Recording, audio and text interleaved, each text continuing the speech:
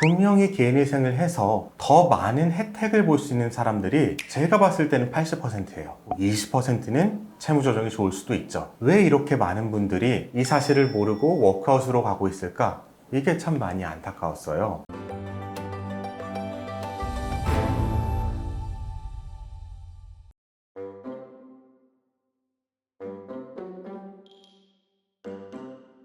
개인회생은 어떤 사람들이 하는지, 개인 파산은 어떤 사람들이 하는지 이런 걸 알아봤었는데 네. 워크아웃은 그럼 어떤 사람들이 한다고 볼 수 있을까요? 저도 그게 상당히 궁금했어요. 개인회생 같은 경우에는 서울회생법원에서 매년 발표하는 자료가 있어서, 그리고 저희가 처리하는 의뢰인분들도 있어서 어떤 분들이 하는지 제가 알 수가 있었는데, 워크아웃을 어떤 사람이 하는지에 대해서는 정보가 없었습니다. 그런데 이번 국회 국정감사에서 한 국회의원이 신용회복위원회에 자료 제출을 요구해서 받은 자료에 어느 정도 좀 내용이 있어서 제가 소개를 해드리려고 해요. 그럼 최초로 발표된 건가요, 어떻게 보면? 제가 알기로는 최초인데 모르겠습니다. 제가 예전 기사까지는 찾아보진 않아서. 일단은 최근 5년간 채무조정 실적 건수부터 발표가 되었는데, 올해 같은 경우에는 8월 말 기준으로 11만 5,700명이 했대요. 거의 개인회생 숫자랑 비슷합니다. 작년 전체 채무조정 확정자가 16만 7천 명이었다고 하니까 작년에 약 70% 수준이 올해 8월까지예요. 결과적으로는 올해도 작년치에 비슷하게 갈 것 같아요. 개인회생과 거의 비슷합니다.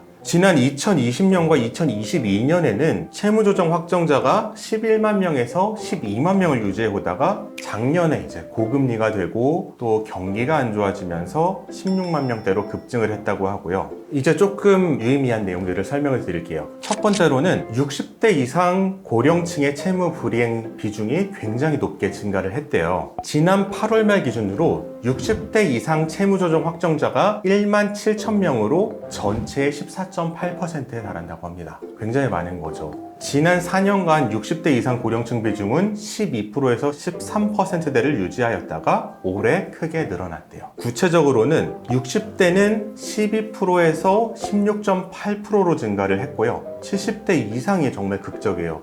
18.1%에서 23.4%로 굉장히 증가했어요. 왜 이렇게 늘어난 걸까요? 앞서 말한 고물가와 불경기인 것 같은데요. 사실 우리나라의 평균적인 퇴직 연령이 50대 초중반이잖아요. 그럼 그 이후에는 퇴직금을 가지고 자영업을 하면서 살아가게 되는데, 자영업 경기가 워낙 안 좋으니까 60대, 70대가 많이 채무조정에 나서게 된 것이 아닌가라는 생각을 해봅니다. 그 다음 두 번째로 흥미로운 건데, 채무조정 신청자 중에 월 300만 원 이상 소득자의 비율이 대폭 상승을 했다고 합니다. 이는 구체적으로 보면은 최근 3년간 월 소득 300만 원 이상의 채무자의 비율이 크게 상승을 하였고, 2019년도 대비 작년도에는 7.1배가 증가를 하였대요. 구체적인 수치까지는 밝혀지지가 않았어요. 그런데 굉장히 늘어난 거죠. 이게 뭘 의미하는 걸까요? 월 300만 원 이상 소득자가 증가했다는 게? 개인적인 생각으로는 B2가 문제가 된 것 같아요. 그러니까 300만 원 이상인 경우에는 생활비 때문에 이렇게 하기보다는 주식 투자, 코인 투자, 아니면 부동산 투자를 했는데, 금리가 저금리에서 2021년도, 22년도 오면서 막 올라가잖아요. 그러다 보니 이 이자 부담이 안 돼서 채무 조정을 한 경우가 많은 것으로 저는 해석을 합니다. 그 다음으로 세 번째로는 각 워크아웃별로 얼마나 많은 사람들이 신청을 하고 있는지가 이번에 좀 공개가 되는데요. 그런데 제가 이 자료를 보면서 조금 안타까운 게 있었어요. 이분들 같은 경우에 채무 조정을 하는 16만 명 가운데 분명히 개인회생을 해서 더 많은 혜택을 볼 수 있는 사람들이 제가 봤을 때는 80%예요. 20%는 채무 조정이 좋을 수도 있죠. 왜 이렇게 많은 분들이 이 사실을 모르고 워크아웃으로 가고 있을까?